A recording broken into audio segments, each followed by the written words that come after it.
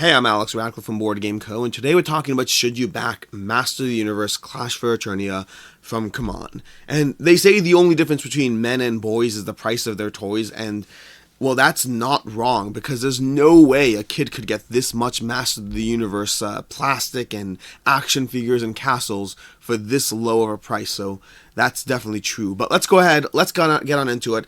And to start off with, if you are new to, well, any of these things, if you're new to Kickstarter, if you're new to CMON, if you're new to this particular Master of the Universe game, then I'm going to cover a bunch of things right at the beginning that you probably should know if you don't already.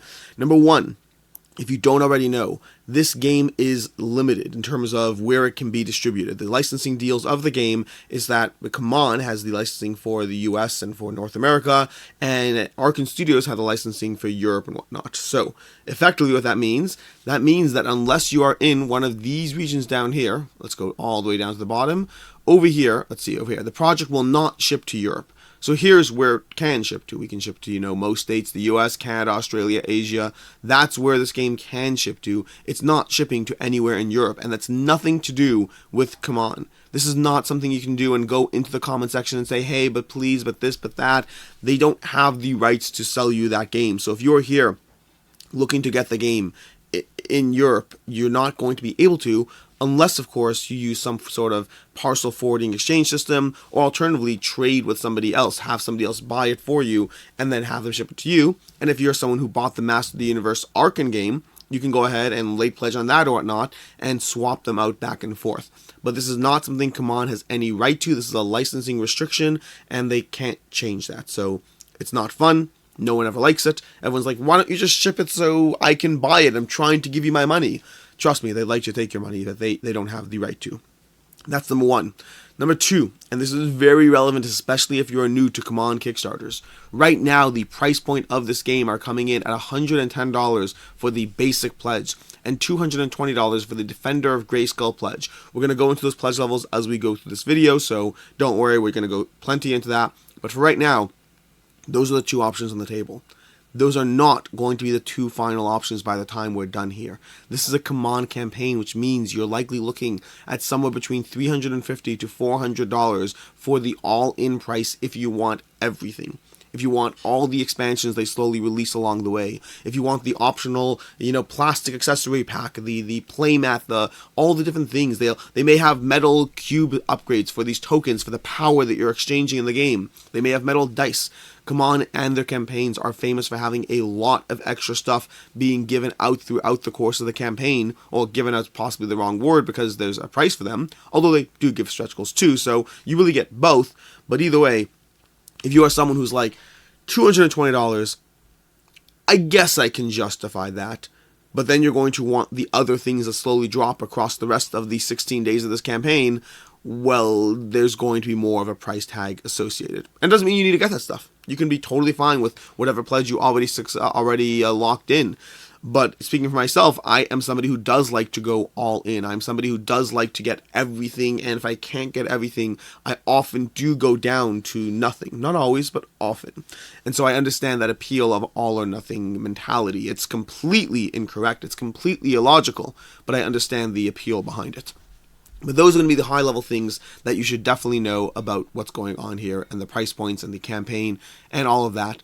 And with that, we can go ahead and dive into, the actual game. Master of the Universe, the board game, Clash for Eternia from CMON. 16 days to go, $700,000 backers with less than 24 hours in. I'm filming this the morning of the next day, which means they basically have, they have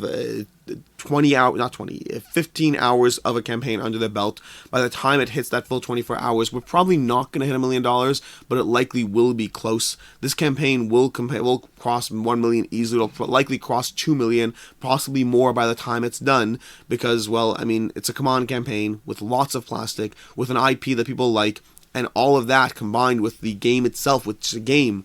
The game is going to be a one versus many game, a game where it's one player versus the grouping of players, as one player plays as the Overlord and the rest play as, not the Overlord, they play as heroes, as you're trying to accomplish different scenario-driven objectives in this game. The game is going to give you multiple scenarios, all with at least different spins.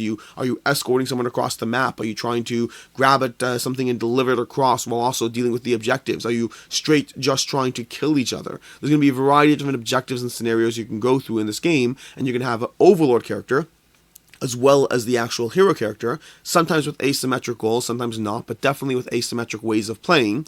And when I say one versus many, that means that we have a few play modes under our belt. To begin with, you can play this cooperatively as well. They have a cooperative mode to the game, which also means it can be played solo as well.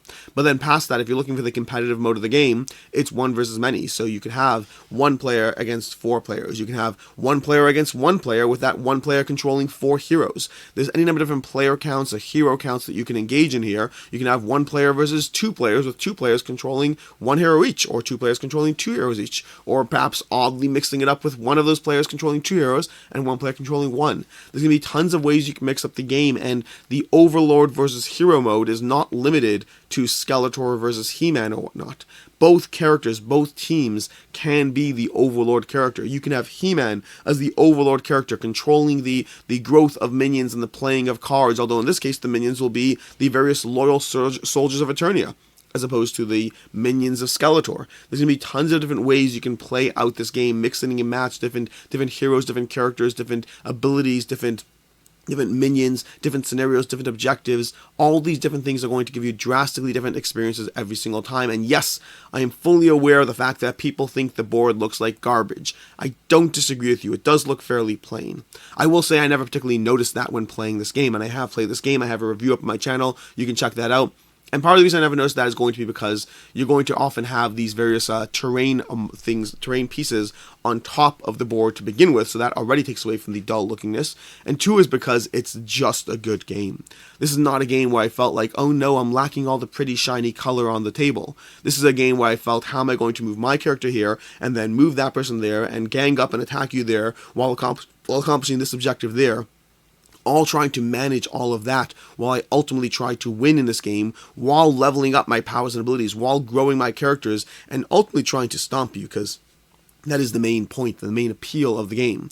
And this is going to be a game that takes heavily from the Rise of Moloch, from CMON's original one versus many game, the World of Smog Rise of Moloch. There's going to be a lot of overlap in the game, the way power is passed between the different teams, because the heroes have to pay power to use their abilities, and that power goes directly to the Overlord to fund his own abilities and more minion creation and all of that. And so that is going to be very much directly from Rise of Moloch, the way escape damage works, the way the heroes and the characters activate, the way the general heroes are stronger than the Overlord's heroes, but the Overlord's heroes are augmented by minions and abilities, and so there's that trade-off. There's going to be differences as well, the way the initiative activation track works, the way you're going to have that variable player count, the way good and bad can be swapped out, the way the different objectives and scenarios are going to play out. There are a large amount of differences in the 2 games, and a large amount of similarities at the same time. Both, and by the way, The World of Smog Rise of Moloch is one of my favorite games of all time, which makes it no surprise that I like the Clash for Eternia, which borrows heavily from those mechanics. And so that gives you a bit of a background on CMON, a bit of a background on the campaign, and a bit of a background on the game. And by the way, yes, my voice does sound like this. I'm slowly getting over a cold. I feel better and all that, but I do have the frog voice, which is never quite a fun thing. But either way, moving on to it. So that's going to be all of that. Let's go into the actual campaign. What we're getting over here are the pledge levels, because we have 2 main pledge levels right now, like I said already, although one of those pledge levels is technically the summation of optional buys. So the first pledge level at $110, and yes, we are seeing that price creep, which the price creep could be because of any one of a few things. So in general, CMON's games tend to be in the $100 entry pledge range. They have had higher, they have had lower, but generally that's going to be the case. So $110 could mean anything from licensing costs, additional licensing for the game. It could mean just the nature of the fact that we are seeing board games in general, that we're seeing the cost rise across the board because of increased freight, because of harder to deal with production. There are a lot of issues and supply chain issues in the board game space right now, which has resulted in increased costs that we are seeing across the board. And these will not just be on Kickstarter. They're starting on Kickstarter for the most part, because Kickstarter is effectively a microcosm of what's happening a year and a half later. So we're seeing them start earlier on Kickstarter because the games you're buying in your local store were already delivered and dealt with months ago, or 6 months ago, or a year ago. And so we're going to continue to see those price points rise and MSRPs rise in Kickstarter and in retail across the board. That doesn't necessarily mean that this 110 is because of that, but worth mentioning. So yeah, $110 for the Heroic Warriors pledge. Actually, I don't know if it's Heroic Warriors. It's called Master of the Universe pledge. It just talks about Heroic Warriors here. And you're going to be given a chunk full of stuff here. You're going to be given He-Man, He-Man on Battlecat, Man-at-Arms, Tila, Orko, Stratos, Ram-Man. Tons of these are delightful miniatures. I highly recommend checking out some of the gameplay content. Quackalope has gameplay. You can check out my gameplay and my review. You'll see these miniatures, and obviously prototype miniatures, but they hold on to CMON's general well-done miniatures. We have Skeletor on Panther. We have Triclops. We have Beastman, Evil Lyn, Merman, Trapjaw. This is all going to be the base game stuff, and there's going to be plenty of things that are not base game. This is CMON. Expect somewhere in the range of 80 additional characters, and that's just a made-up number that I'm using from where, I don't know, from one of their games, but they generally have a lot more characters, and with characters being the driving force in this game, with characters being fighting against each other on both sides, and with characters doubling up in the ways they can be played as heroes or as henchmen or whatever it is, it means that heroes are the driving force. You're going to have hordes of minions as well, but heroes are going to be the driving force. Expect a lot of characters from the Master of the universe to show up here. Minions. The base game is going to come with the Eternian soldiers and the hover robots, and those are going to be the main things that you're going to be dealing with there, the good and the bad. We have elite minions, we have royal guards, and we have shadow beasts. And then we have the components, that board that we mentioned already that looks okay. And again, I totally get the complaints against it. If you watch my review, you'll see that I didn't even mention the look of the board because I didn't even think of it. I should have. Granted, completely should have. It does look fairly bland, but I just didn't think about it.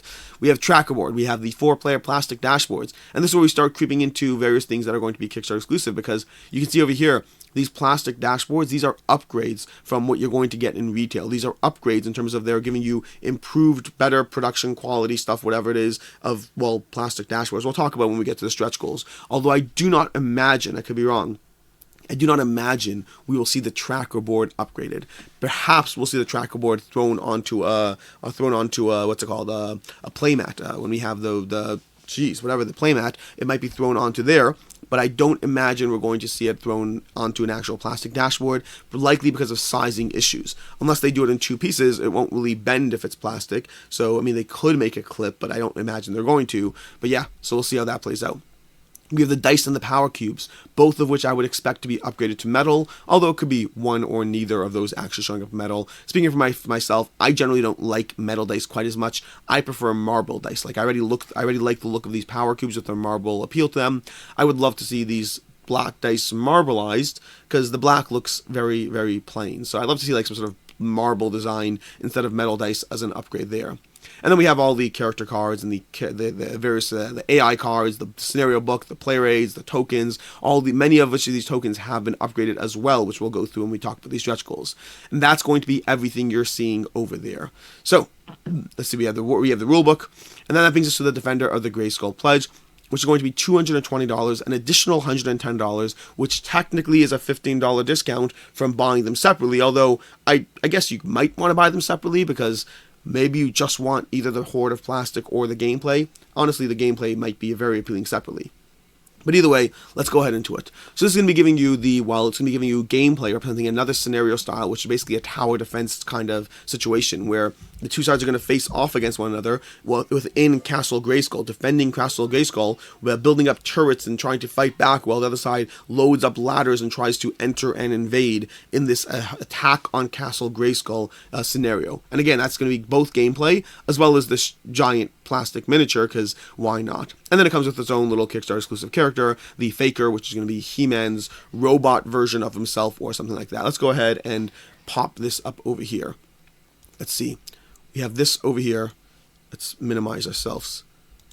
You can see over here, like we have the horde attacking in whatever, you have the tower defense, the showing up in Castle Grayskull as they try to, besiege it with this expansion. And then yes, if you continue going, you're going to see how let's jump forward. Boom!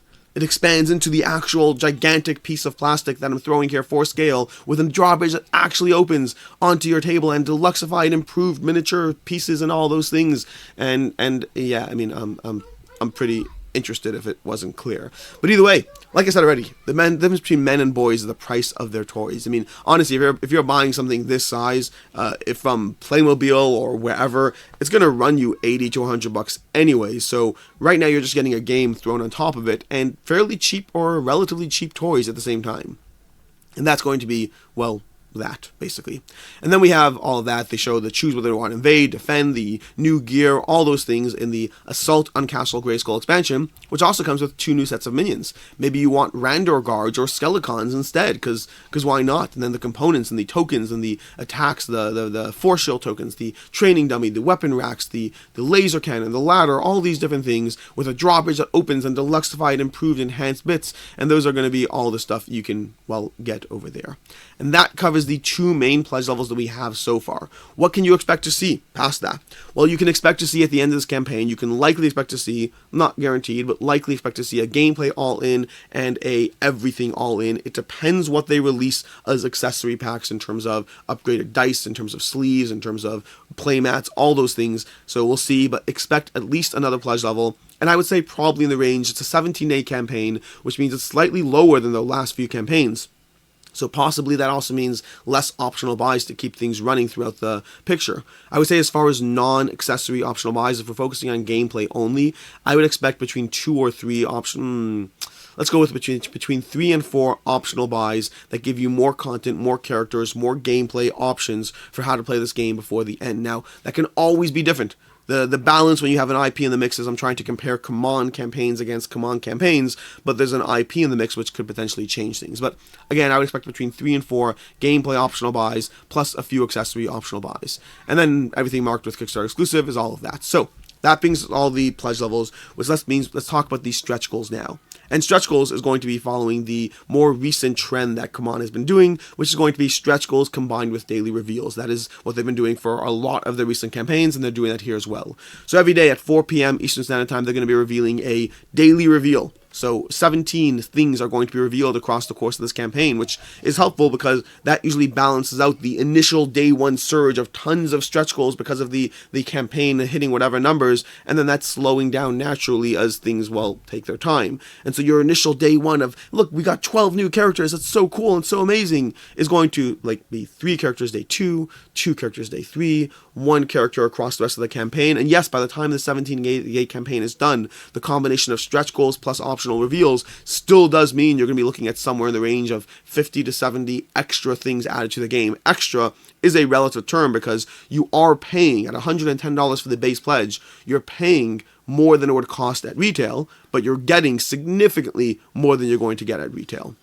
And day 1 has us bringing King Randor. And day 2, well, we're not up to day 2 yet. Expect more coverage on this game. There will for sure be regular weekly coverage in my to back or not to back videos, and there will likely be a dedicated full video towards the very end of the campaign. If past history is anything to go by, I'll generally release that video right before they announce like the last optional buy or all-in or whatnot. But either way, day 1 will be King Randor. Day 2 we'll see, and that brings us to the stretch goals where we have Buzz Off over here. And keep in mind, I know very little about the Master of the Universe. The main thing I know, to quote Michael Chanel, the designer of this game, is Master of the Universe is a fairly simple place. If a character has a name, there's a decent chance you can envision what he looks like anyways.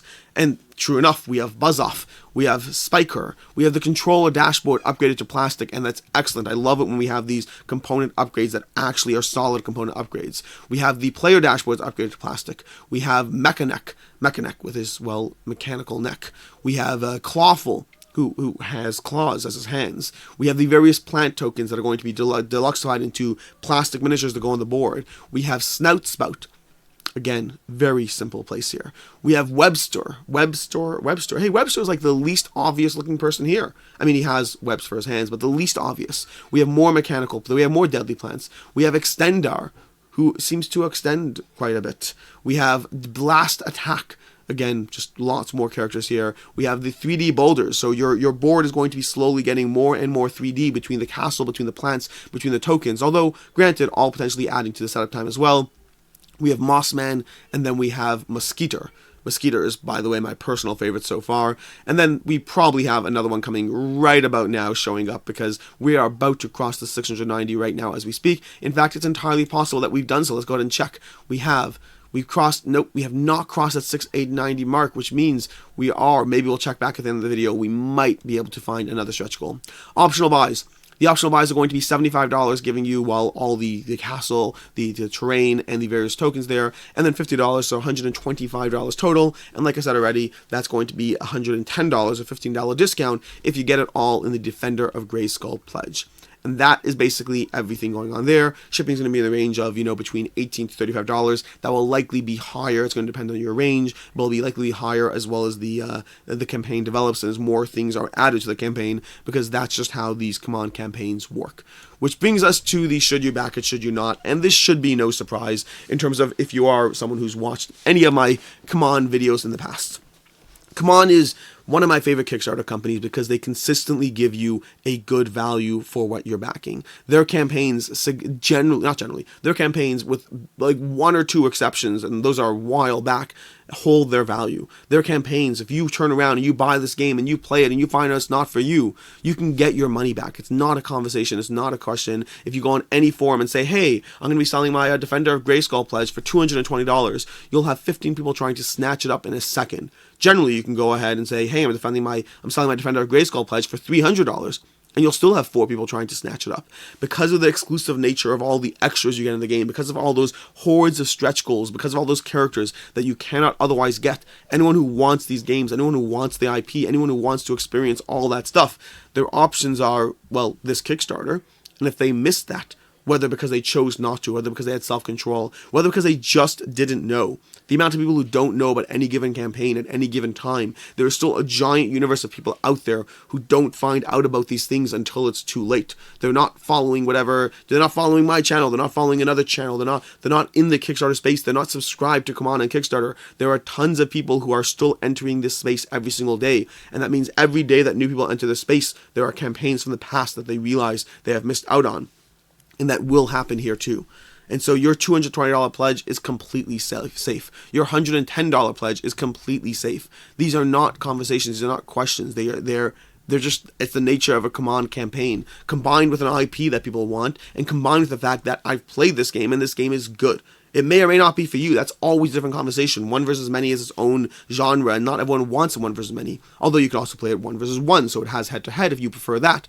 But in terms of being a genre that's for you, I can't guarantee that this game is for you. But I can tell you this game is good. Rise of Moloch is rated an 8.1 on Board Game Geek, if I recall, and I believe it earns that rating. I believe it deserves it. I really enjoy and love Rise of Moloch, and this has many of these same elements. A different IP, for better or for worse. Maybe you don't like it, maybe you do, I don't know. But different gameplay as well that I would argue is mostly going to be better. There's things about both games that I like more, but I think for myself, I slightly prefer Clash for Eternia. I need more time and plays to really see that, and it doesn't have a campaign attached to it in the sense that Rise of Moloch is a game that you play across 6 campaigns. You can play one-shots, but it feels like a little bit dialed down, whereas Clash for Eternia is going to give you one-shot, accessible games where you don't have to sign up for 6 at once. And so again, I think this is a good game. I think this is a solid IP, and I think you're getting a ton of miniatures. The should you back it is if you want this game will hold its value, no question there. Is it worth $110 to you? That's an entirely different question. Is it worth $220 to you? Again, an entirely different question. Is it worth the $450 it's going to cost when you factor in the gameplay all in plus the shipping costs? That is a decision you have to make for yourself. Although if you have kids who like Master of the Universe, you're doubling up on toys, so there is that factor. And that's basically everything. That is going to be the Should You Back It for CMON's Master of the Universe. Hope you enjoyed this video. I'm Alex Radcliffe from Board Game Co., and as always, have a good one. Let's just check if we got this. Let's just check. 690. Crossed. See, it crossed, but CMON often waits like 30 seconds before posting any updates because what if it goes back down, which sometimes happens. Let's see. No. We're gonna call the video now. But there's something there, so you can check that out. Have a good one.